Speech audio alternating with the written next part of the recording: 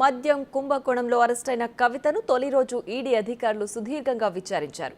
విచారణను video recording చేశారు అధికారులు.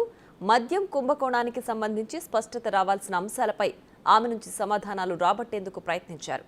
కేసు దర్యాప్తులో భాగంగా ఇతరులు ఇచ్చిన వాంగ్మూలాలపై కవితను వివరణ కోరినట్లు తెలుస్తోంది.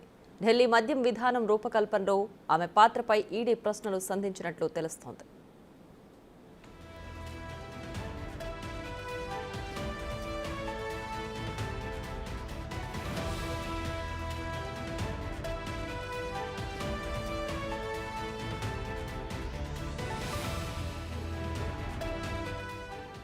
కవితను నిన్న సాయంత్రం కుటుంబ సభ్యులు కలిశారు. రోజు సాయంత్రం 6 నుంచి 7 గంటల మధ్యలో ఆమెను కలవడానికి కోర్టు అనుమతించింది.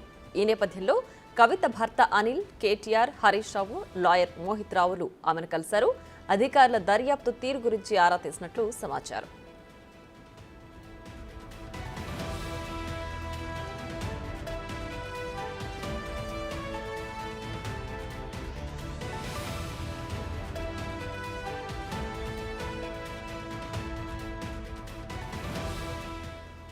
మరోవైపు ఇవాళ కవిత భర్త అనిల్ సుప్రీంకోర్టును ఆశ్రయించనున్నారు. సుప్రీంకోర్టులో పిటిషన్ పెండింగ్ లో ఉండగా ఈడీ అరెస్టు చేయడాన్ని ఛాలెంజ్ చేస్తూ పిటిషన్ దాఖలు చేయబోతున్నారు.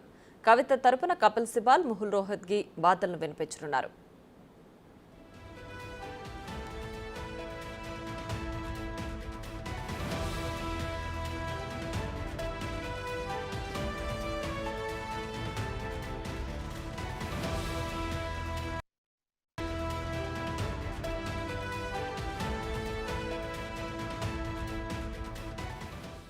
మద్యం కుంభకోణంలో అరెస్టైన కవితను తొలి రోజు ఈడీ అధికారులు సుదీర్ఘంగా విచారించారు.